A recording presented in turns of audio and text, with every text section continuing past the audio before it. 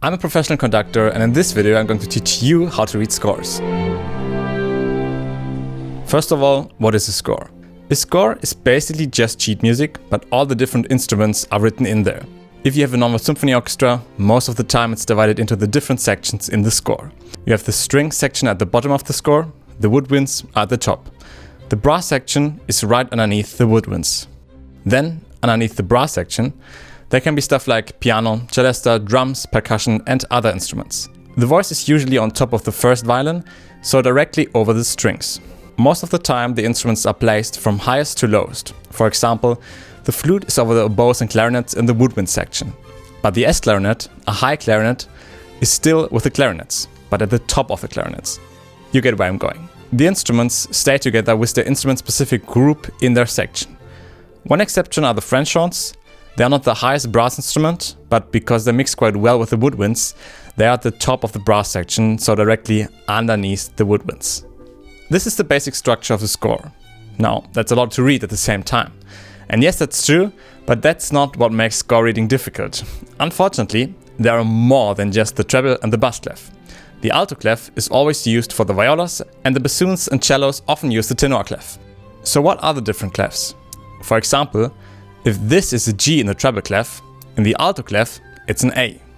The complete scale is shifted. The scale itself is the same, but where it starts is the difference, because the middle of the alto clef indicates the C. For the tenor clef it's the same, but the middle of the clef is on the fourth line, so the scale would look like this. I will explain later what you can do to learn these clefs pretty fast. If you think this is hard, I hate to brag it to you, it gets even worse. Ever heard of transposing instruments?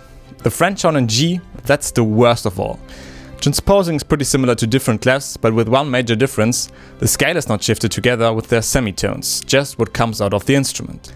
Let's make an example. This is a French horn in F. It's fairly easy to read if there's just one of those. An instrument in F means if the French horn plays a C, an F comes out of the instrument. And the same principle applies to all notes. But how do you figure out the other notes? From C to F is a perfect fifth down.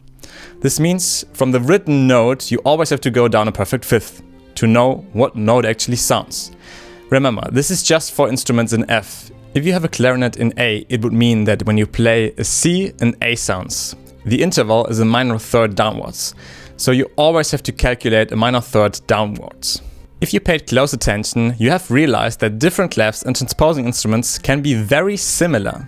In the alto clef we said this is a C. For an instrument in D flat in the treble clef, so everything is one semitone higher than it is written, this is also a C. So why don't you just use the easier way from both examples? There's one major problem: if you use a different clef, the natural semitones move with the scale. With a transposing instrument, because it's a different clef and they are all changed by the exact same interval and not the place on the staff, the semitones are in different places. So you would have to use accidentals. Let's go back to the example. This is a C and D in the alto clef. In the treble clef with our transposing instruments in D flat, we would have to go one semitone higher.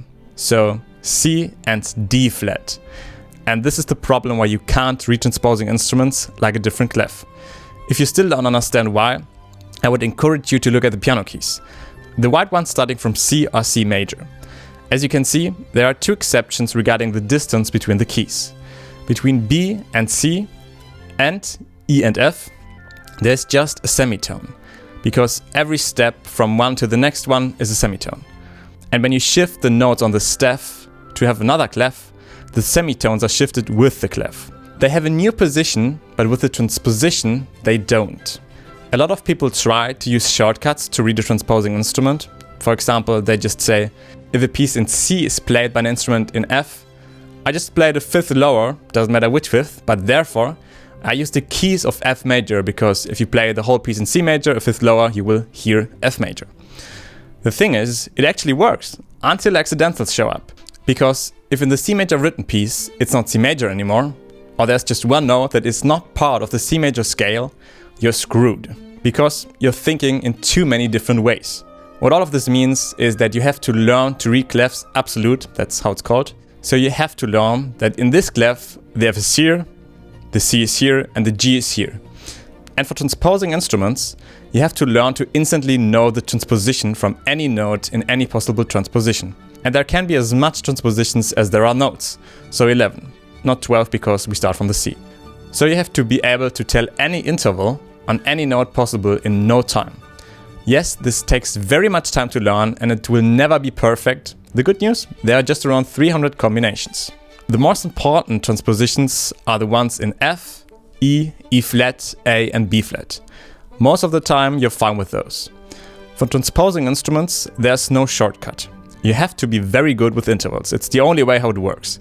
Obviously, when I read a score for the first time, I can max read like 30% of the notes. And even at the end, it's more like you know the notes because you played and read them 1,000 times. And you know the harmonies. It's basically like a visual sheet music in my brain. I know without thinking which notes they probably play. I don't think it's possible to read, we're talking about reading here, 7 transposing instruments and 4 different clefs and multiple instruments all simultaneously. The good news, there's a way to learn clefs faster. Let's take the alto clef. Because you don't have to transpose, every note without accidentals is basically from the C major scale. So you don't have to think that much. You have to learn the new positions of the notes. Here's what you can do. Take 3 notes and remember them. I would take the F, the C and the G. So you have a huge span and from there you can maneuver up and down. Let's say you have to play this note and you don't know it, but you know one note below is the F. The note over F is a G. So you can get there faster than if you would have to start calculating down every time from the C. With the time, you will know the new places and you will start to make mistakes because the bass clef is very close to the alto clef. I often make the mistake not knowing which note is on the lowest line in the staff. Is it an F or a G or an E in the treble clef? Who knows? If you don't know how you can practically apply this, you're going to waste your time, I promise you that. That's why I made part 2 right here with the best tips and tricks how you can learn and play a score on a piano. Highly recommend checking it out. Afterwards, this video will make more sense to you. Thanks for watching and we see each other in the next one.